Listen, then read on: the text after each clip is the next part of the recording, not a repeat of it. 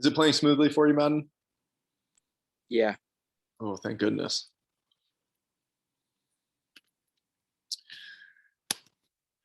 Do you have any practice filmed yet?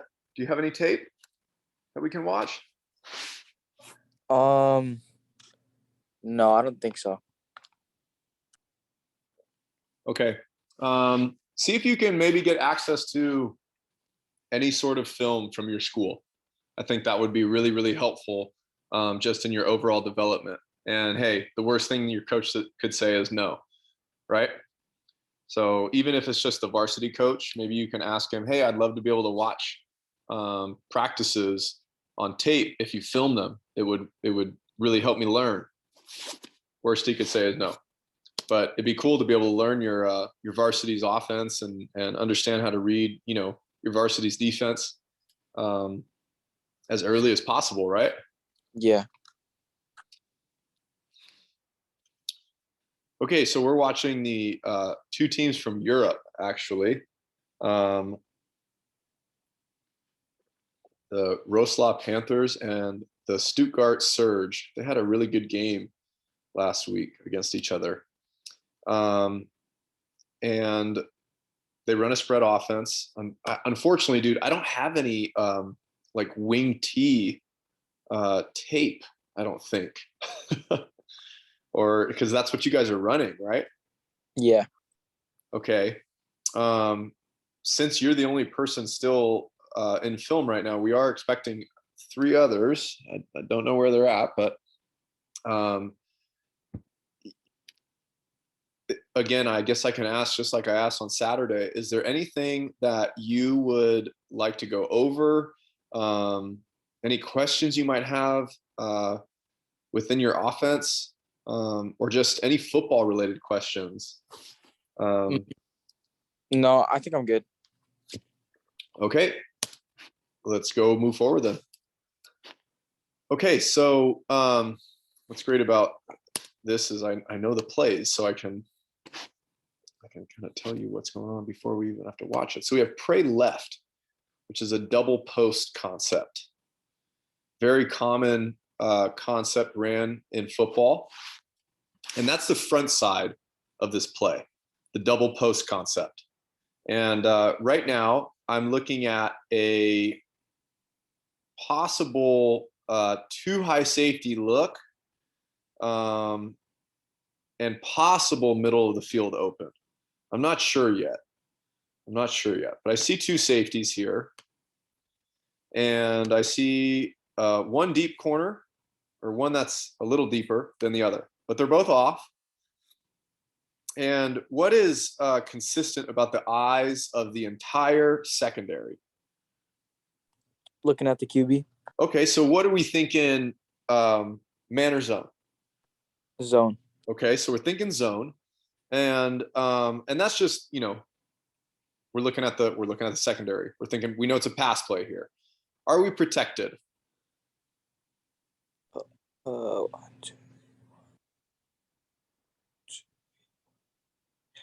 No.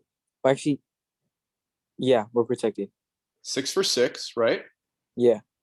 And okay, so we are protected. We potentially have a good look here for this double post. And then on the backside, we have I believe it's a smash and then a drag here. So basically how we're looking to read this right now is if we like the double post side, that's what we want to work. And if for whatever reason things get tangled up with the double post side, while we have our eyes over here reading our keys, say everyone bails. Whoops, let me clear this off now. Got the play. Say everyone bails. You have your drag underneath if you don't like the double post. Okay? Yeah. So that's how I'm reading it right now with this given defense. So let's see how this progresses. Whoa, they roll. They do something completely different. So Holy crap, that was a lot of drawing, huh? Okay, so they end up rolling, and this is play 43, which, dang, are we that far into the, okay. So they end up rolling.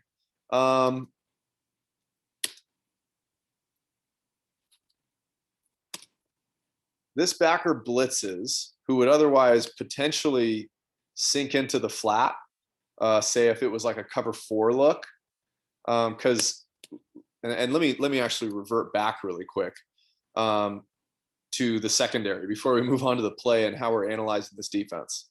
So we just saw the safety roll. So we kind of know, we already know a couple, we know a couple answers to the test already, but how would you look at this, Madden? How would you read this? Who would you look at? And if you don't know, then that's okay. But just want to hear if you have any thoughts. Like, can you repeat the question again? Sorry. That's okay. How would you read this play, knowing that this safety is now rolling down, right? He's moving down. Watch, he moves down to go and basically like cover number 2, or the flat zone. Mm-hmm. Do you? And let me revert back even more. Do you see that what I'm seeing in terms of they're rolling into a cover 3 zone? Yeah.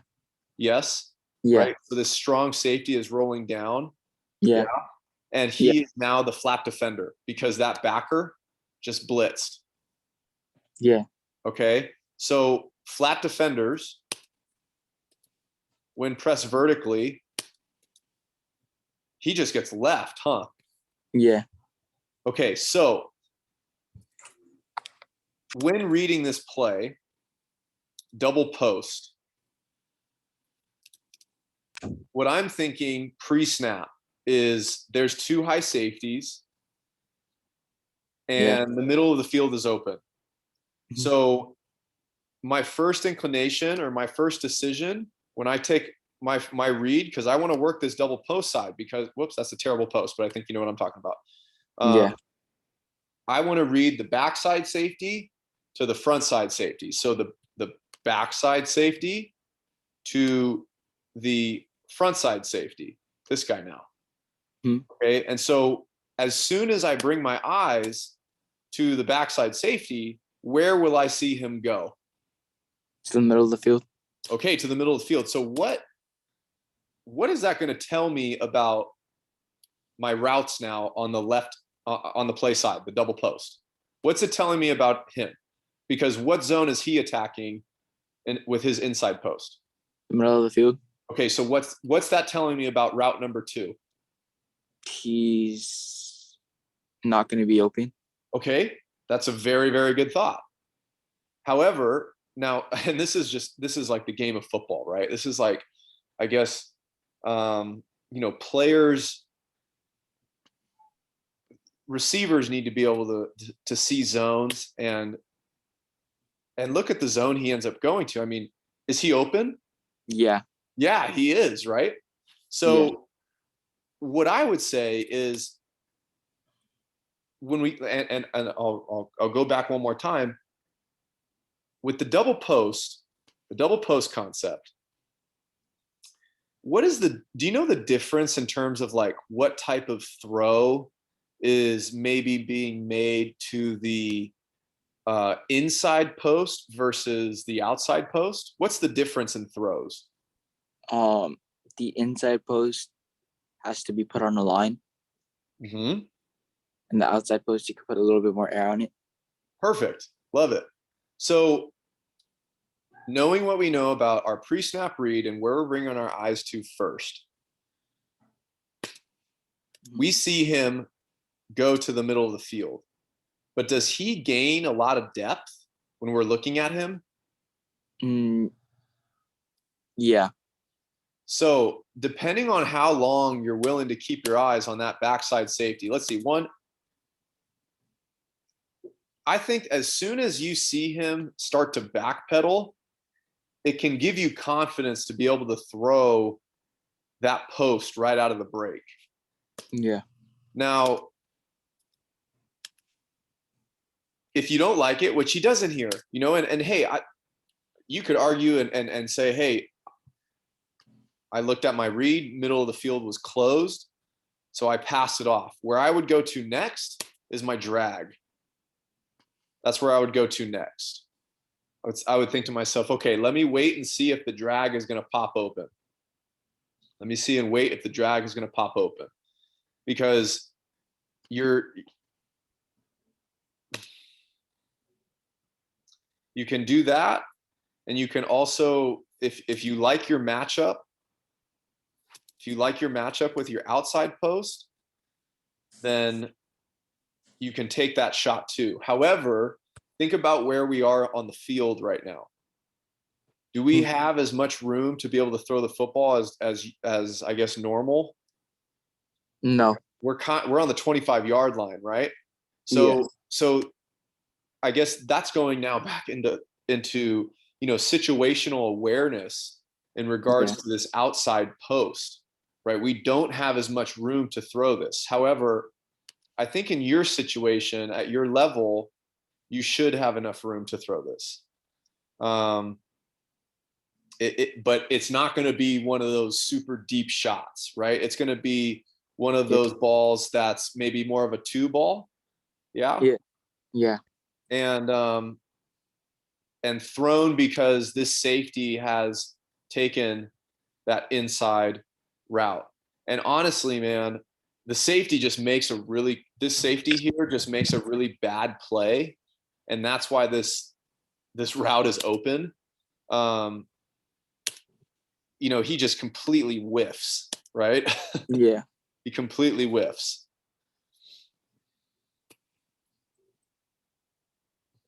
We have backfield. Okay, so let's see how this is protected. So, Jack just entered as well. There the guys are. Okay, so we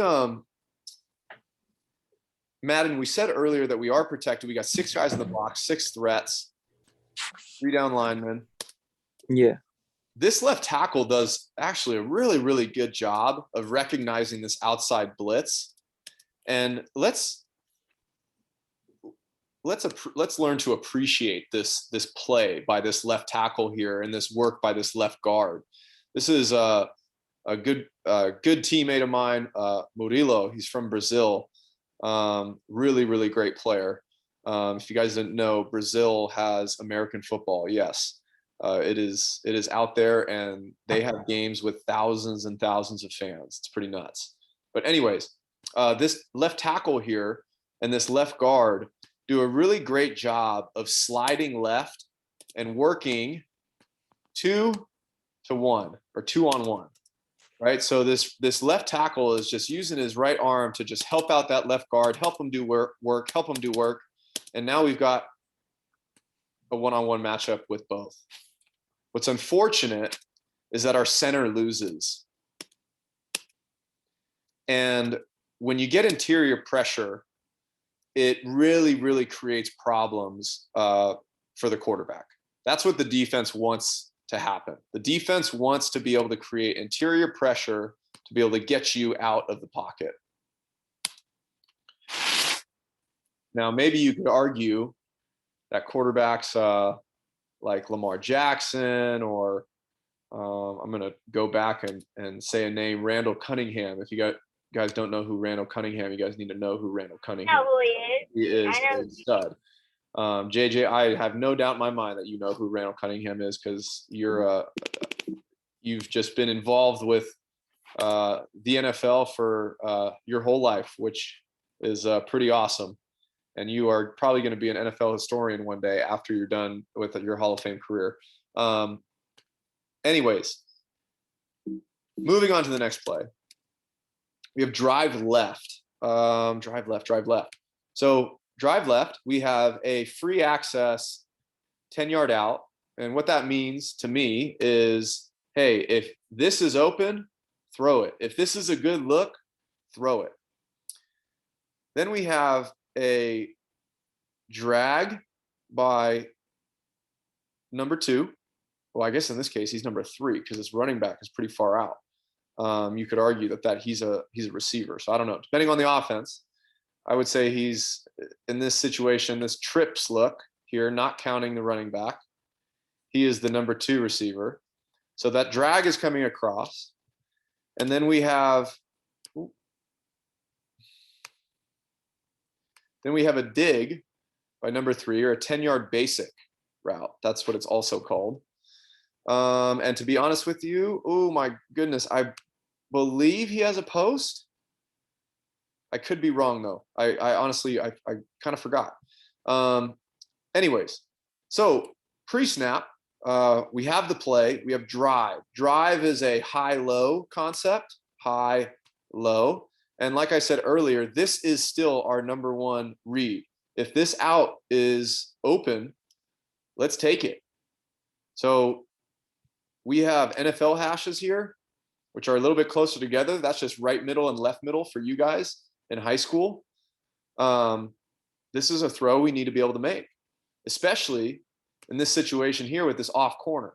So we should have confidence, especially in addition, we have an American receiver over here, Louisiana Tech, Malik Stanley, good player. I threw with him at the hub. Anyways, let's see what happens here. Oh, Malik runs, I don't know. He forgets the play or does not see the snap of the ball, doesn't remember the play. Yes, he does not remember the play. Not good. Okay. So we immediately start with a mistake. And so our first read is not there. So it doesn't look like the quarterback brings his eyes there immediately. Let's see. Hold on. Okay, so he doesn't. Maybe he's reading the high-low. I'm not sure. But our first read is here. And as soon as we bring our eyes to that corner and we see him kind of sit like he does here, we shouldn't be looking at the receiver. Maybe we see him in the corner of our eye as we're dropping back and reading our key that he's not running the correct route. But that corner sits and immediately comes up. So to me, canceled. It's out. We're canceling it out. We can still progress, though, to our drive concept. So as we progress to our drive concept, we go from low to high. And what we want to do is we want to read the 2 backers in the box that the drag route is attacking. Excuse me.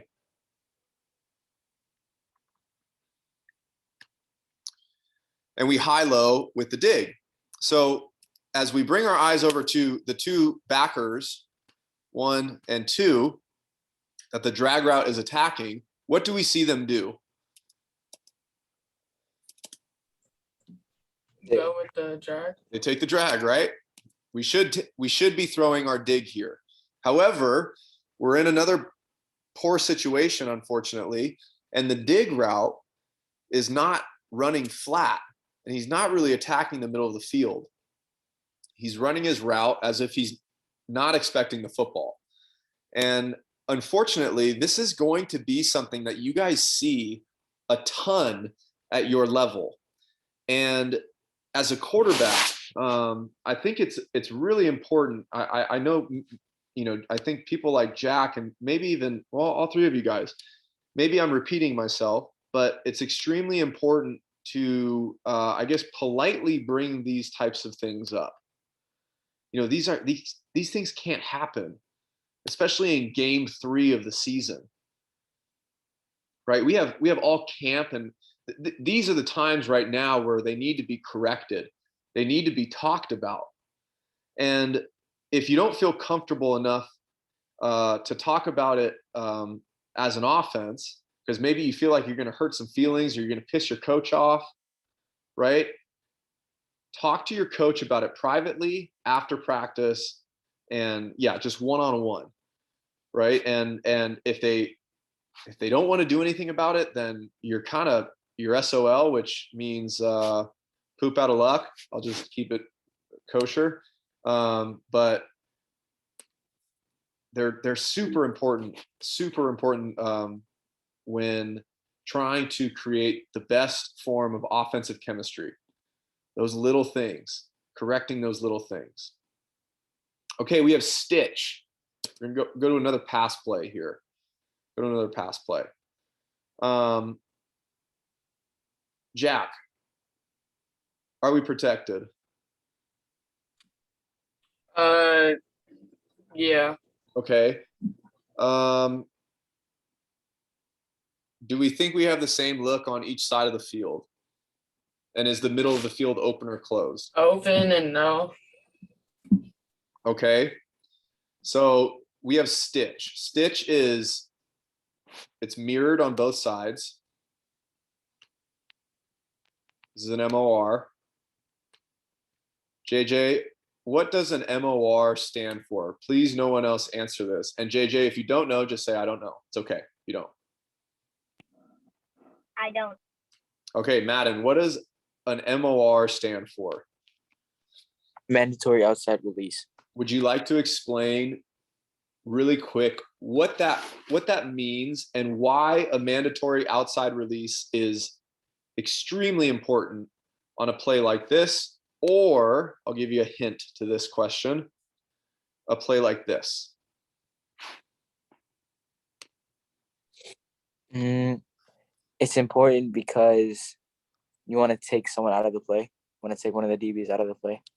Okay, so you want to take a defensive back out of the play. Could you be a little bit more specific? Because, well, if let's say the receiver takes a mandatory inside release, what's the difference, and why is one better than the other in this situation?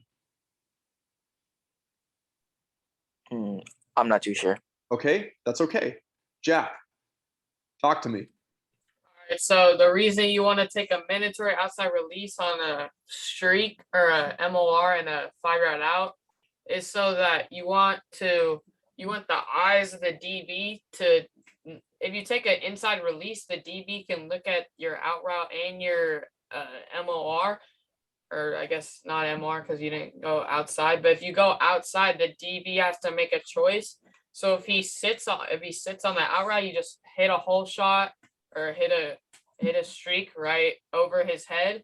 And if he turns his back to you, that means he's man turning. So then you know that your out route is your best option. Perfect. So another way to think about it is if the DB turns his eyes away, so like Jack explained as a man turn, right, and turns with the receiver, he takes his eyes away from the play. He brings his eyes to the sideline, right? Great explanation, Jack. I really appreciate that. So in this situation here, dude, we got our freaking American receiver. Bro, what are you doing? Right into the out, and he covers the play. Because here's our throw. He's open. But Jack, where are we bringing our eyes to immediately on this type of a concept? What's the concept? Oh, our two receiver stick. Your corner, the corner, because if the corner goes with the streak, then you know you have a pretty clear window. But if he like just stays there, the streak is gonna be open, especially because the safety is like really far inside. So yeah. And there's also a huge hole, which means the safety is probably like rolling. So and there's no one over him, so he's probably gonna roll and like get him. So yeah. And even though the safety rolls, that out is still a great look, or that little stick route here that's kind of hooking up. That receiver knows if someone matches him like this safety does here, break out and get away from that defender. Right? That's a read that they're making. However, this outside receiver just screws the play. Quarterback's got to go try to make a play with his feet. Not a great first down play. Okay, we've got Oregon left, stretch left. Let's watch this from the back view. So this is just a basic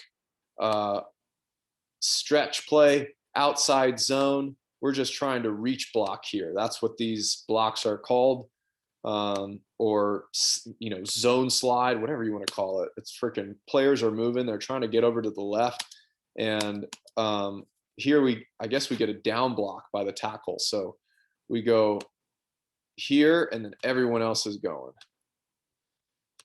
He's probably going to go work up to him. That's what I would assume. Yep.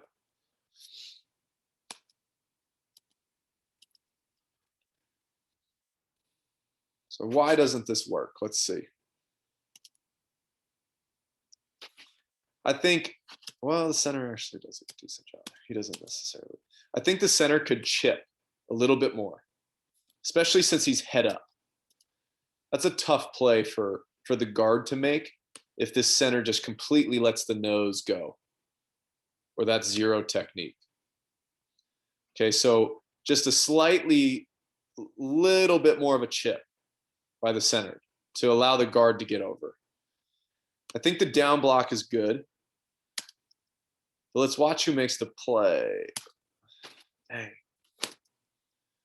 Down block is good, but we've got to stay engaged. There's no hands put into the chest plate of the defensive end. So that great play that he helped make earlier, that great pass set that he made with the Brazilian left guard, Murilo, didn't make as good of a run block here. Never makes connection with the hands in the chest plate, and honestly gets out leveraged, right? What should happen is he should just force him. He's got him leveraged. All he's got to do is just force him to go inside. The running back is going to outrun him with his stretch. Football is all about angles. Blocking is all about angles. He gets head up with him too quick. It allows the defensive end to get outside. Forces the running back into traffic. That's not a look that we want. Okay, trips right, follow right. Got a read route. Break in. Usually doesn't ever develop that long, or take that long to develop. Drag. So this is kind of like, I think a lot of you guys have ran chase before, like a chase concept. Jack, I'm pretty sure you guys have this concept at Bosco. I think we've gone over it a couple times. I think you guys run it though, like switched, where this receiver is running the drag, and then this guy comes and kind of follows behind him. You know what I'm talking about? Yeah, it's called Nuggets. There you go. Okay, so you guys run it. You guys call it nuggets. We call it follow right. Well, it's usually in bunch, and we run a corner from the inside receiver, and then Gotcha. Yeah. So it's the same exact. We're reading it the same exact way you guys are reading nuggets, though. Okay. Now, this is also tagged with smoke, which is just a little smoke screen to this isolated receiver. And right now, this isn't a bad look because this corner is off. So if you like that one-on-one matchup, hey, the offense is struggling right now. Let's just get the ball out quick and let this guy go make a play. Oh, shoot, we got a penalty.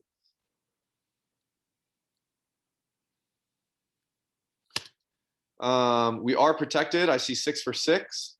We're good to go. Since we're getting the ball out so quick, it doesn't even really matter. We actually want more pressure. It's going to help our cause. Branch left. So branch left is a deep chair concept. He either has a post or a go. And this would also be an MOR. Mandatory outside release. I want to say he has a crossing route. And he's going to also have a climb. Just kidding. He's got a comeback, I guess. Okay. So we've got branch left, deep out, MOR go, crossing route, deep over.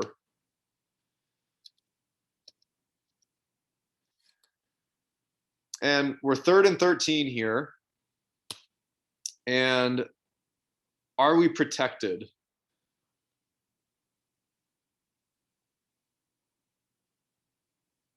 Yes, we are. We are protected. We have 6 for 6. We have 6 for 6. So we're good to go on the protection end. We feel like we can throw the ball.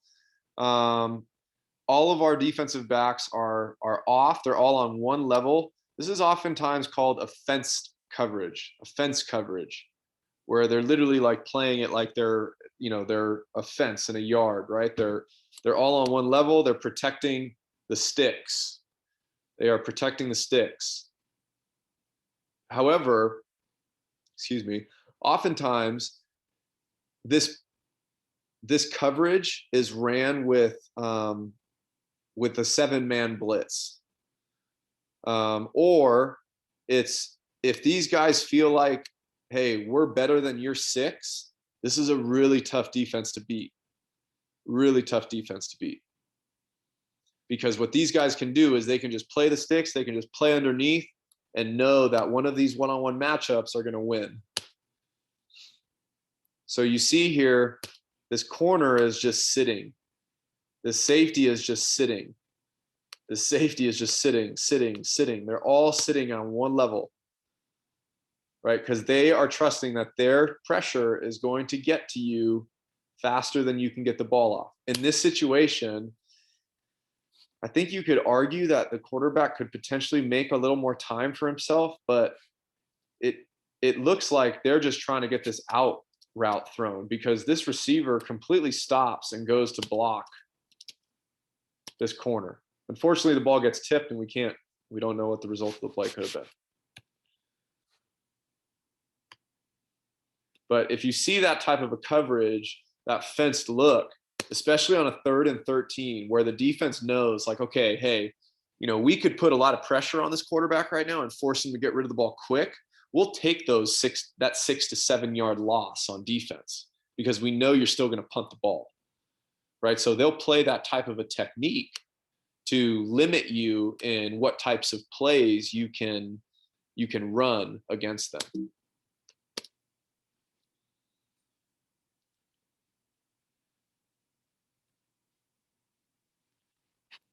I think footwork and timing here is good. Jack, this is the same footwork I think you would take.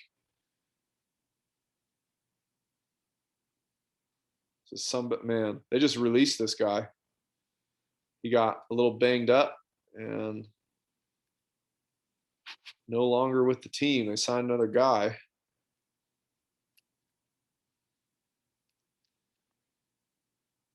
Phil Pasqualini.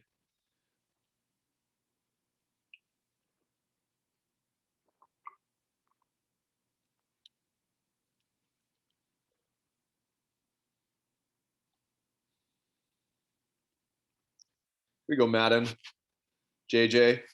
These are some plays, or these are some more formations like you guys are running right now, huh? So we got Iowa right.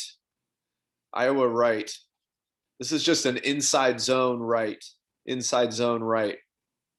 So do we have numbers here? Are we in a good position to run the football in terms of what our box is? Very much. Yes, very much so. We've got a good look to run the football. We've got a favorable box. So we're running Iowa right. So we're running the weak side of our play. Iowa right is an inside zone right. So we're going up the A gap to the right side. And what I would assume is going to happen here is we're going to have, let's see how the O-line does this. How they work up. Okay, so we're going double team. We should have 2 guys then working up the backers.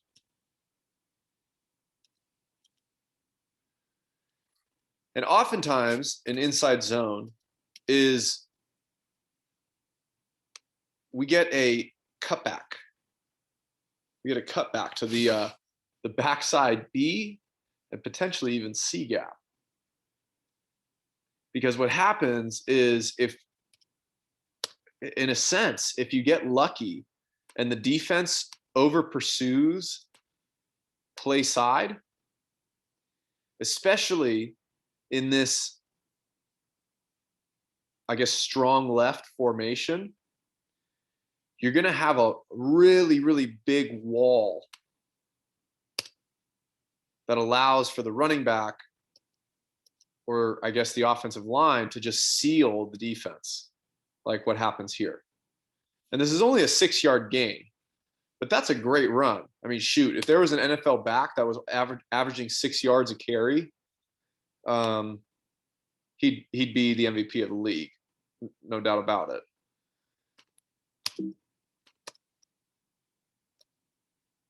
So inside zone, we're getting two double teams. Whoops, quarterback's not blocking. 3 double teams, actually. 4 double teams. 4 double teams. That is a great look for a run.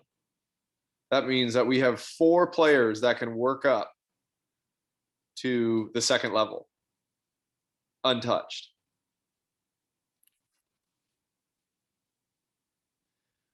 We lead left.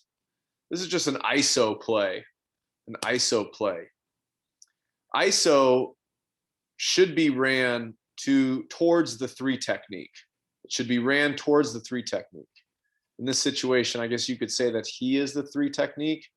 He's a little bit wider than a 3 technique, but they're playing a 3 down front. So there's not really traditionally 3 techniques in a 3 down line.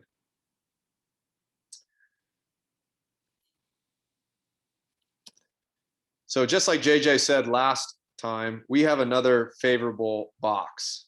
We have more linemen on our line of scrimmage than they have in their entire box. Okay, so we're in a great position. We have 1, 2, 3, 4, 5, 6, 7, and they have 6.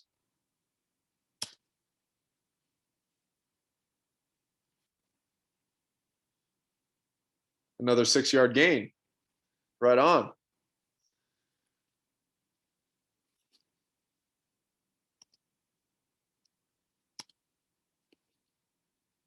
Multiple double teams. We have the ability to work up with our linemen.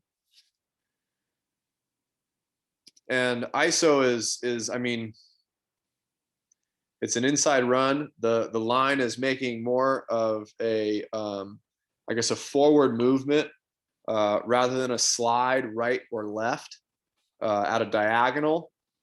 In this situation, they're definitely going to try their best to attack angles and create favorable situations for the running back, favorable gaps for the running back. In this situation, lead left is looking really favorable to the outside B.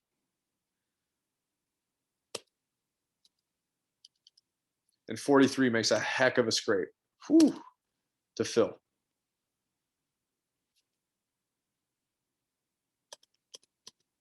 What should happen is it should be here, and he should work up. He now needs to work up. He's not in the play anymore. He's long gone. Long gone. Don't need to worry about him anymore. All this left guard's responsibility is to chip him to the center to get him into the, I guess in our situation, the right A gap. That's all his job is. Just block down. Block down. Continue to block down. He'll block down. There's your gap.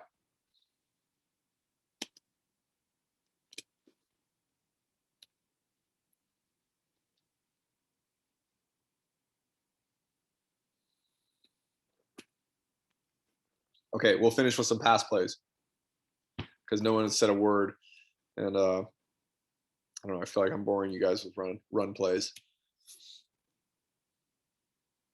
I guess they ran the ball a lot this game. Don't Spacing. worry, you're not boring. No, not boring. I hope you're learning. The run game is so important, guys. I didn't realize how important the run game was until I got to college.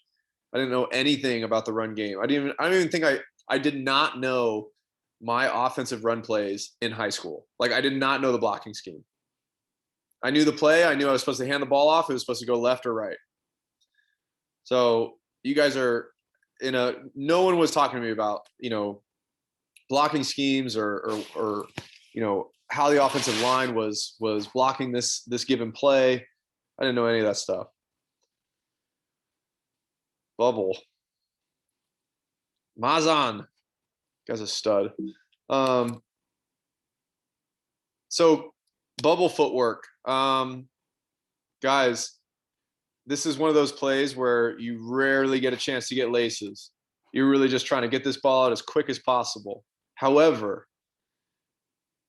come to balance first and foremost. Make sure you're in a favorable position, with your lower half to be able to throw the football. We got to be balanced because we got to be able to throw a catchable football. I think the quarterback does an excellent job of that here. Excellent job. Nice and soft. Nice catchable pass.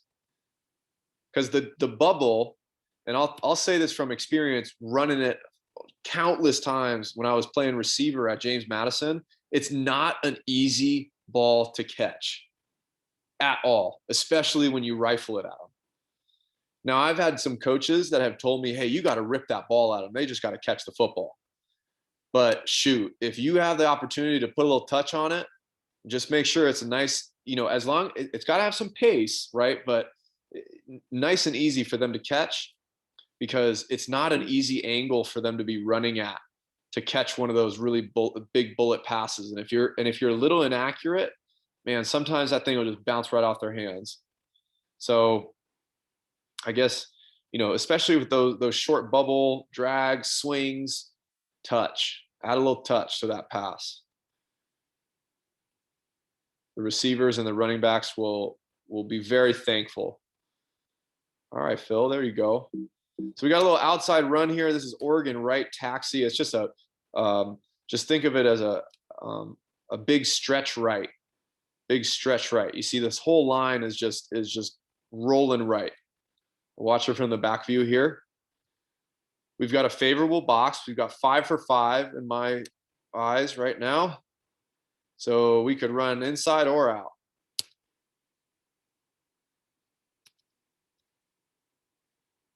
And we just get great angles, and then the running back makes a couple guys miss. So shoot, you get a running back that makes a couple guys miss, you're obviously going to get extra yardage.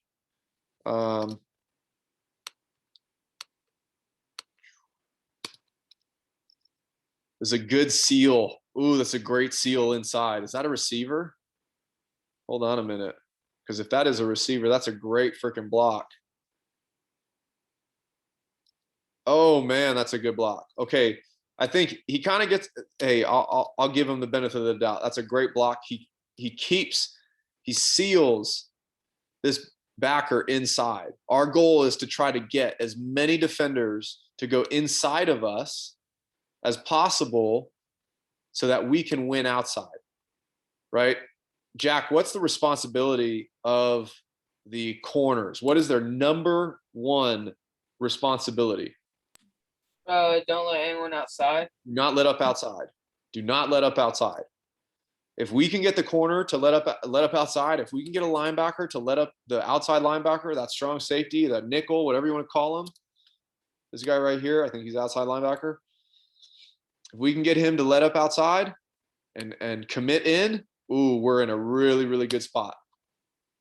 We get him to go inside.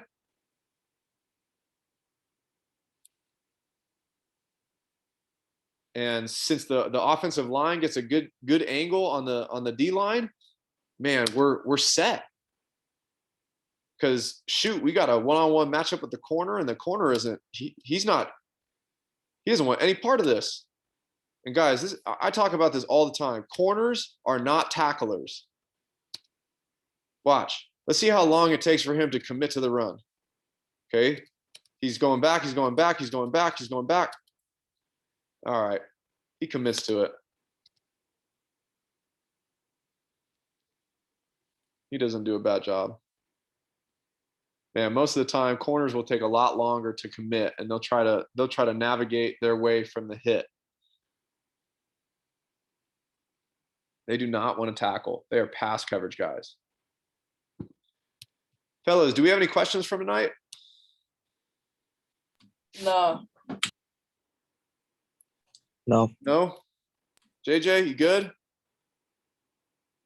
Ooh, he makes a play here. Have another little quick screen. All good, guys?